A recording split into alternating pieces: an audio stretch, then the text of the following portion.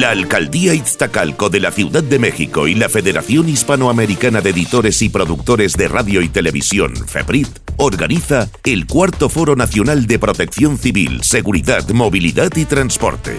Contaremos con la presencia física y en línea de líderes de opinión de Latinoamérica y Europa. Transmisión en vivo a través de todas las plataformas digitales y del canal de la FEPRIT, con la cobertura internacional de representantes de comunicación en prensa, radio y televisión. FEPRIT, Cuarto Foro Nacional de Protección Civil, Seguridad, Movilidad y Transporte. Bienvenidos a este importante evento. Se quedan con Gabriela Alcalá, reportera y conductora de radio y televisión. Gracias, Ángel Tor, compañero locutor de Europa. La Federación Hispanoamericana de Editores y Productores de Radio y Televisión, FEPRIT, les da la más cordial bienvenida. Comenzamos con nuestros importantes participantes. Excelente tarde para todos. Su amigo y servidor, Carlos Alberto Zúñiga Argüelles, director del área de emergencias y desastres de la Asociación Nacional de Locutores de México, Delegación Oaxaca. Es un gusto y un placer para mí poder participar en este cuarto Foro Nacional de Protección Civil, Seguridad, Movilidad y Transporte. El día de hoy vamos a tocar un punto muy importante dentro de la atención médica prehospitalaria, ya que estamos hablando de regularizar a los grupos de emergencia. En México, más de 300 ambulancias circulan a diario. Estas representan el 37.5% de todas las que hay en la capital, mismas que no han sido verificadas por las autoridades para saber si cuentan con todos los requisitos humanos y materiales para dar servicios sin poner en riesgo la vida de las personas. La verificación sirve para corroborar que estas mismas cuenten con el personal debidamente capacitado para ofrecer el servicio, también para revisar que los equipos funcionen adecuadamente y que los insumos y medicamentos utilizados sean de calidad y no estén caducos, entre otros aspectos importantes para salvaguardar el bienestar de los usuarios. De manera que en el caso de las 300 no verificadas, esto no se puede garantizar. Entre 2019 y 2021, el gobierno de la capital, a través de la Agencia de Protección Sanitaria del Gobierno de la Ciudad de México, AGEPSA por sus siglas, y otras instancias de gobierno, regularizaron 417 unidades, entre públicas, sociales y privadas. En este 2022, cuando se cambió la normativa, se lanzó un programa especial para eliminar las ambulancias patito como generalmente se conocen. Se han logrado regularizar otras 80 unidades más. La mayor parte de las ambulancias de la Ciudad de México reúnen los requisitos. Sin embargo, se ha observado la existencia de vehículos que carecen de personal debidamente capacitados por instituciones educativas reconocidas, con equipos básicos para la atención médica que no funcionan o simplemente inexistentes. Asimismo, los medicamentos o insumos caducos o no autorizados. También es de conocimiento público los constantes reportes por algunos usuarios, ya que son maltratados por los tripulantes de dichas ambulancias clandestinas. Son víctimas de fraudes, engaños, cobros indebidos o simplemente del abandono en la vía pública de personas que requieren la atención médica inmediata. Además, se han señalado violaciones continuas a las disposiciones de tránsito, ya que constantemente se ven involucradas en accidentes en la vía pública. Ante esto, y para reforzar la regularización que llevaban desde 2019, el pasado 21 de febrero se publicó en la Gaceta Oficial de la Ciudad de México el reglamento para garantizar la circulación de las ambulancias de la capital del país, con el objetivo de que otorguen un servicio oportuno, eficaz y eficiente en las acciones de diagnóstico, traslado y tratamiento de pacientes ambulatorios y hospitalizados. Entre las irregularidades que más se han encontrado están que las constancias de capacitación del personal técnico de atención prehospitalaria no corresponden con el servicio prestado. Por ejemplo, tienen capacitación en urgencias básicas y están brindando servicio en unidades de cuidados intensivos. También se ha encontrado equipos con mantenimiento preventivo y correctivo insuficiente, insumos inadecuados o medicamentos obsoletos. ¿Qué se verifica? La verificación sanitaria de las ambulancias tiene dos componentes. El técnico, que se basa principalmente en constatar que cumplan con la norma 034, enfocada a regular la atención prehospitalaria y este tipo de unidades, y que establece que el personal a bordo debe tener los certificados y acreditaciones de preparación para la atención médica.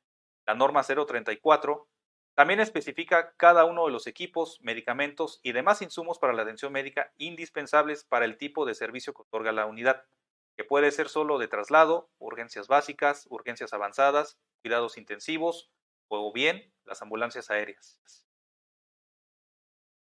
El segundo componente de la verificación es de carácter administrativo y se refiere a que a la ambulancia, como toda unidad de salud, tenga aviso y funcionamiento de COFEPRIS, por lo que incluye domicilio de la base, el responsable sanitario, responsable de su funcionamiento, y este debe estar debidamente identificada al exterior como ambulancia, con membretes de la empresa, placas AM emitidas por la CEMOVI, tarjeta de circulación, así como que los conductores tengan licencia tipo E, que cumplan con la verificación ambiental, entre otros. También se exige la presentación de constancias de estudios del personal técnico o profesional emitida por instituciones educativas reconocidas por la SEP. El estado de Oaxaca no es la excepción. Basta simplemente con recorrer las principales calles y cruceros de nuestra ciudad para poder encontrar dichas unidades. Esperemos en próximas fechas entre en vigor dicho reglamento en nuestra ciudad. Recordemos que la voluntad no salva vidas, el estar preparados sí. Muchas gracias. Buenas tardes, saludo con gusto a los asistentes al cuarto Foro Nacional de Protección Civil, Seguridad, Movilidad y Transporte que organiza la FEPRIT y la Alcaldía de Iztacalco. Soy Jorge Romero, periodista, editor de La Jornada Hidalgo y profesor de la Universidad Autónoma del Estado de Hidalgo. En esta ocasión hablaré sobre los retos de movilidad en bicicleta en las urbes. En abril de 2022, el Senado aprobó la nueva Ley General de Movilidad y Seguridad Vial, que, entre otros objetivos, establece las bases para priorizar los modos de transporte de personas con menor costo ambiental y social, la movilidad no motorizada a través de vehículos no contaminantes y la intermodalidad. La ley, que es de observancia general en todo el territorio nacional, busca garantizar el derecho a la movilidad en condiciones de seguridad vial bajo principios como la accesibilidad, eficiencia, sostenibilidad, calidad, inclusión e igualdad. Se debe destacar que uno de sus objetivos fundamentales es reducir las muertes y lesiones graves ocasionadas por siniestros viales, para lo cual es necesario preservar el orden y seguridad vial. Es decir, la ley ordena dar prioridad a los modos de transporte de personas que implican menor costo ambiental y social, y entre ellos destaca el uso de la bicicleta, que después de la pandemia fue adoptada como opción de movilidad entre cada vez más personas de las ciudades mexicanas y del mundo. No obstante, y a pesar de que la ley fue aprobada hace 5 meses, en las ciudades del país la prioridad la siguen teniendo los vehículos motorizados, tanto para el transporte privado como para aquel destinado al sector público. Una de las acciones que los gobiernos subnacionales han echado a andar para favorecer la movilidad no motorizada ha sido la construcción de ciclopistas, aunque dicha política ha estado sometida a los vaivenes propios de las alternancias en la administración pública. Por eso, en algunas ciudades las redes de ciclovías han naufragado. No solo porque las vialidades exclusivas para las bicicletas carecen de mantenimiento, sino porque no se da continuidad a los proyectos originales y porque además la ciudadanía no respeta la infraestructura destinada a facilitar esta modalidad de transporte.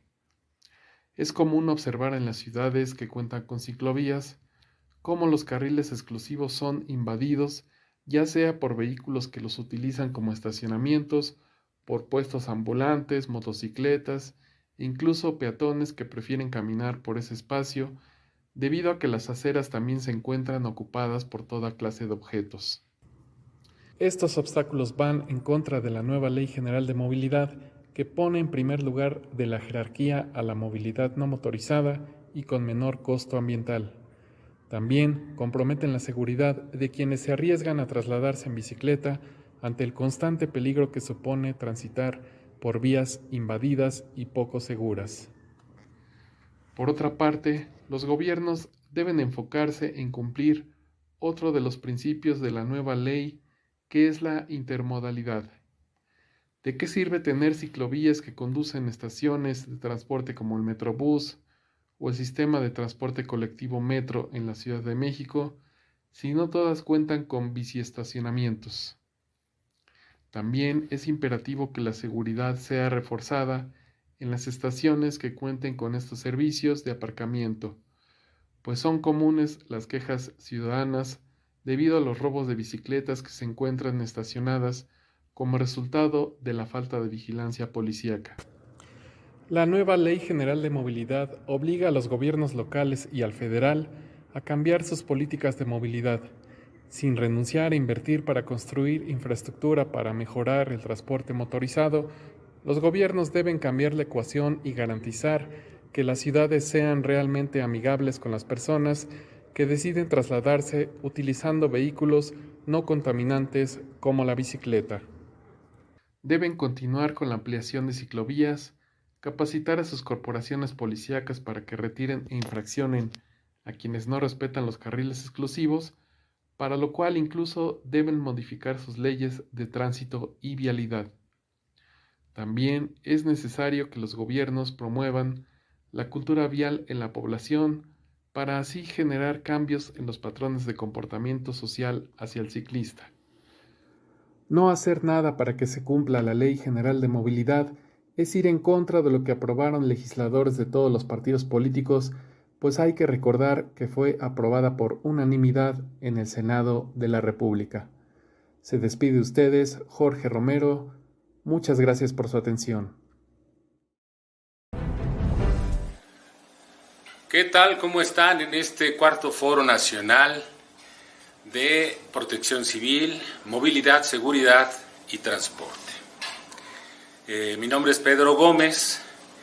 Agradezco la invitación a Alejandro. Saludo a los que están presentes y también a los que están de manera virtual en este evento. Y el título de la conferencia que me fue asignada en este día me llama la atención en el principio de su nombre. Cuando el destino nos alcanzó es su nombre. Me remite a una película de los años 70 que se llamaba Cuando el destino nos alcance, en donde hablaban de que la sobrepoblación mundial, la falta de alimentos, la inseguridad global había llevado a la humanidad a una crisis brutal en donde la lucha por la supervivencia era muy intensa, pero además estaba ya comprometido el espíritu, en el sentido de que cuando ya no querían vivir simplemente iban a una zona especial en la cual se les practicaba la eutanasia y se les pasaban algunas imágenes de cómo era el planeta antes, los mares, los bosques, las lagunas, la paz, las reuniones de las personas y la convivencia amorosa de los seres humanos. Hablar de este tema sobre cuando el destino nos alcanzó y enfocarlo a estos temas, la protección civil, la movilidad, la seguridad y el transporte, tienen un entorno así específico. Protección civil. ¿Qué podemos hablar de protección civil cuando estamos observando que al menos los fondos, los fideicomisos que se utilizaban para la atención de desastres, para garantizar la seguridad, para ver que cuando las condiciones de convivencia humana no fueran buenas o cuando la naturaleza tuviera algunos meteoros que nos enfrentaran y que nos hicieran arriesgar la vida, se tuvieran los recursos financieros suficientes para atenderlos y el fideicomiso desaparece? Y hasta hace pocos meses se vuelve a instalar otro tipo de fondo que pueda atender este tipo de desastres. Y mientras tanto lo que nos tocó vivir fue un Tabasco que se había inundado y que de repente deciden trasladar la inundación de la zona urbana a la zona rural sin importarles lo que ahí ocurriera, al fin que luego se recuperan las personas, ¿no? O que vemos un Monterrey anegado por las aguas después de pasar por una sequía inmensa. Me llamó mucho la atención escuchar comentarios de personas que decían que le habían pedido a Dios que les mandara agua y que después cuando ya les llegó el agua dijeron, no, ahora hay que pedirle a la Virgen que regañe a su hijo para que nos quite esa cantidad de agua. Se me hace un comentario muy extremo, muy extraño, porque no es responsabilidad de Dios lo que le hemos hecho al planeta. Lo que le hemos hecho al planeta es consecuencia de nuestro egoísmo, de nuestra apatía, del abuso que hemos hecho de los recursos naturales y del desamor que tenemos hacia otros seres humanos. Entonces esa protección civil tendría que ver con que, se presenta un desastre, un fenómeno natural y tenemos todos en solidaridad que ponernos a trabajar, sector público, sector privado y sector social, sin estar buscando a quién le echamos las culpas, pero sí prever para que en un futuro, pues, si hay carencia de agua en un lugar, podamos proveer de agua de alguna manera, sin que ésta se agote, porque esto es muy importante, sin que se agote. Estamos desviando grandes caudales de agua de otros ríos para abastecer ciudades, como es la de Guadalajara, por ejemplo, pero estamos afectando a otras poblaciones, otras zonas urbanas que se están quedando sin agua, porque no nos estamos preocupando por la recarga de los mantos freáticos, no por el tratamiento del agua, sino por la recarga de los mantos freáticos. Y si estos mantos se agotan, y que la única o la más importante forma de recarga que tienen es a través de la plantación de árboles, la reforestación, y los hemos talado a grado tal que del 100% de los bosques que teníamos hace 100 años, hoy solo tenemos el 5%, y que sin embargo los lugares donde están siendo talados no se están plantando, no se está reforestando, no hay una recarga de mantos freáticos a través del agua que se filtra con esos árboles al subsuelo y a los depósitos subterráneos para llegar a las ciudades, para llegar a los pueblos. Protección civil, movilidad, pues esa capacidad es el otro punto que ilustra el título de nuestro foro. La movilidad, la capacidad de moverse de un lugar a otro en condiciones de cierta seguridad. El derecho que tiene todo mexicano para trasladarse con libertad a través del territorio nacional a donde le plazca. Y que hoy está siendo secuestrado este derecho por grupos delincuenciales que en determinado momento no te garantizan la movilidad dentro de esos lugares y que a la vez se suma con el otro fenómeno, que es el de la seguridad. La seguridad que en nuestro país en los últimos 4 años se ha multiplicado por encima de las cifras de los sexenios anteriores, los niveles de inseguridad que estamos viviendo. Es terrible lo que se está viviendo para muchos profesionistas. En periodistas tenemos el mayor número de periodistas asesinados durante este sexenio. En lo que va de este año, más se han multiplicado el número de periodistas y no se ve que se esté haciendo nada, no para solucionarlo simplemente, que sería lo más ideal, porque siempre va a estar un periodista en riesgo, para garantizarle condiciones laborales en las cuales pueda desempeñar su trabajo, sabiendo que cuando menos la autoridad estará pendiente de él y no será partícipe de los delincuentes para dejar que le hagan daño o hacerse los omisos en la atención que le deben prestar. Seguridad, esa seguridad que ha impedido que se descubra con certeza si los de Ayotzinapa están muertos, están vivos, se los llevaron a los campos militares, los sacaron de los campos militares, los quemaron en los basureros. Y bueno, es un circo que no para desde 2014, un circo que continúa y que mantiene a todos pendientes. En lo personal, yo creo que están muertos y que fue un crimen en el que participaron la Federación, el Estado, los municipios. En ese entonces fue un crimen de Estado y que por lo mismo pues tendrían que garantizarse condiciones de humanidad en donde las autoridades no abusen de su poder, sean municipales, estatales o federales.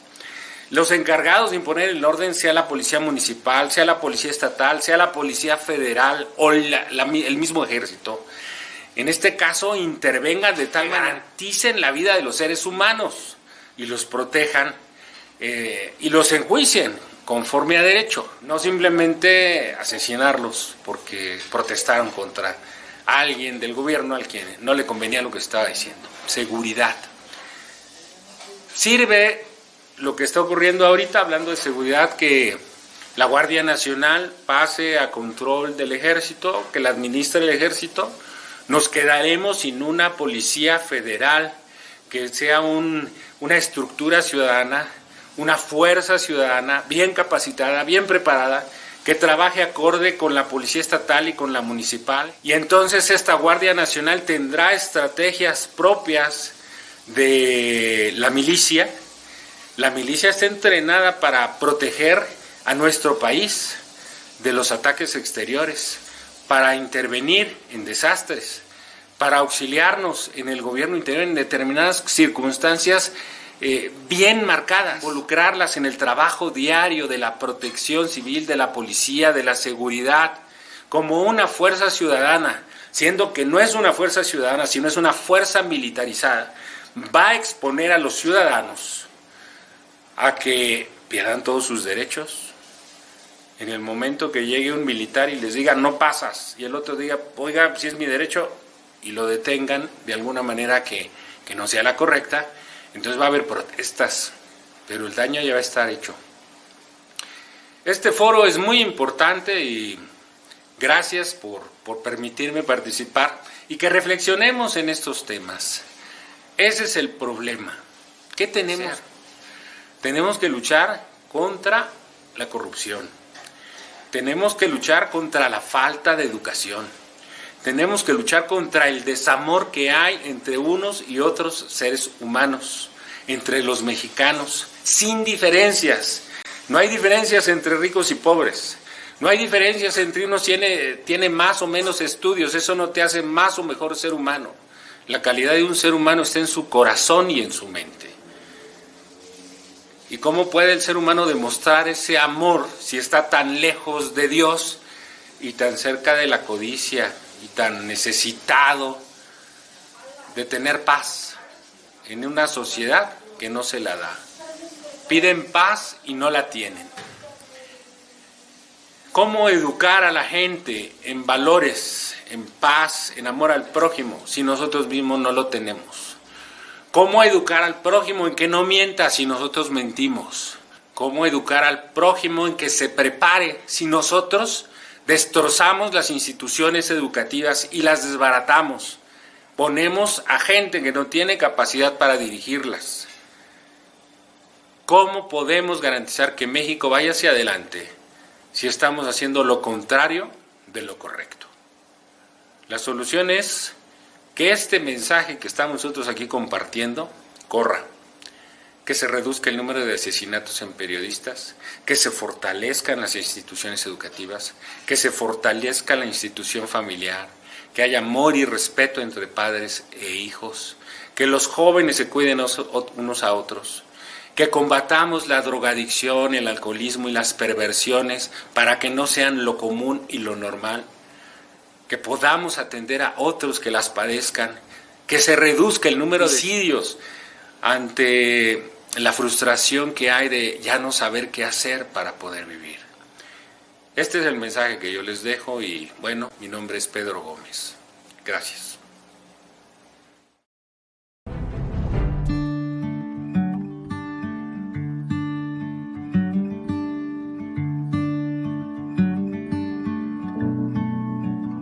Una clínica del viajero prácticamente va enfocada a la atención previaje, posviaje, recomendaciones específicas o recomendaciones generales que pudiera llegar a tener una persona.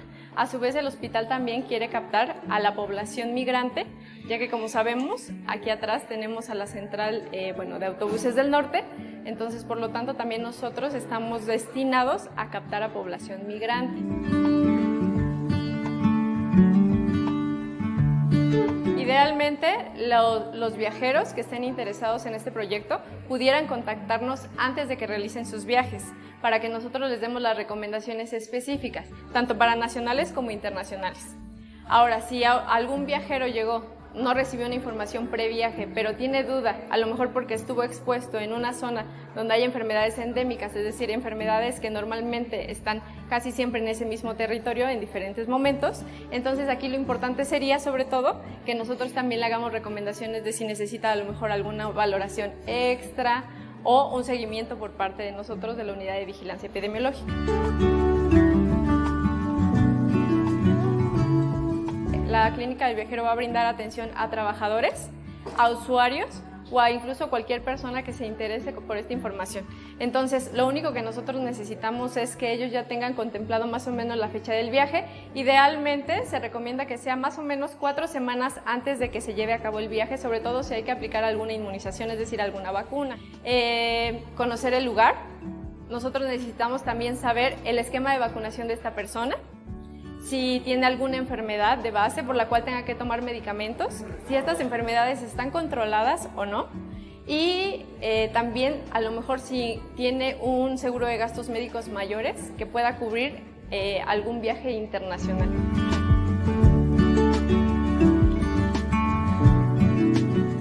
Entonces, ¿cuál sería la importancia? Por ejemplo, hay países específicamente que piden algunas vacunas con marcas. No aceptan todas las marcas. Algunos ya están pidiendo como requisito que sean las 3 dosis, unos únicamente 2. Entonces, digamos, aquí sería esto. También otra cosa importante, hay países que ahorita se encuentran todavía en semáforo rojo, que están teniendo todavía muchos contagios de COVID, especialmente de la variante Omicron. Entonces, aquí lo importante sería que nosotros demos estas recomendaciones, ya que por lo menos aquí en la Ciudad de México ahorita estamos en semáforo verde. Sin embargo, si viajamos a otro lugar, incluso dentro de la República Mexicana como Quintana Roo, podemos encontrar que ahí ya muchas personas se están contagiando.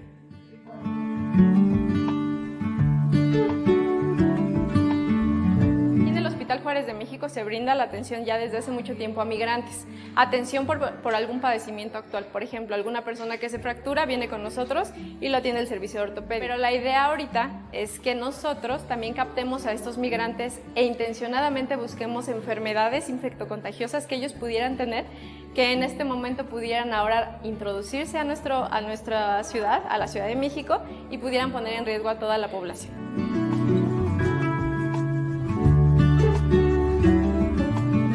Sí, exactamente. De hecho, aquí, el hospital en general atiende a cualquier tipo de población.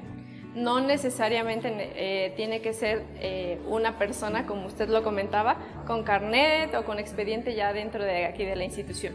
Incluso puede llegar el migrante únicamente a solicitar asesoría de la clínica del viajero sin necesidad de pasar a lo mejor a mayores servicios. Nosotros, como somos o intentamos ser un primer contacto, la idea es que cuando el migrante se presente con nosotros podamos también derivarlo a lo mejor hacia alguna otra área de alguna especialidad que requiera. Esto de igual manera pudiera acelerar un poquito más la atención de los migrantes, al igual de la población en general.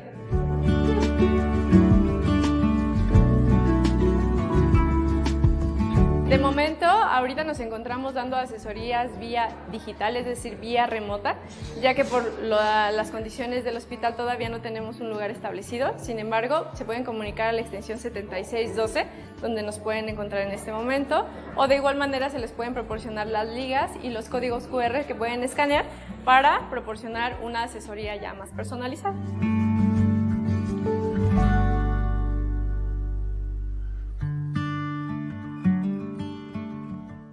Lo importante en este caso, lo que más yo le veo como de peso para el hospital, es que esta es una clínica de atención gratuita y para toda la población, incluso también trabajadores. O sea, ya hemos tenido acercamiento con trabajadores, algunos trabajadores ya nos han solicitado una asesoría previaje y de manera piloteada ha funcionado bastante bien.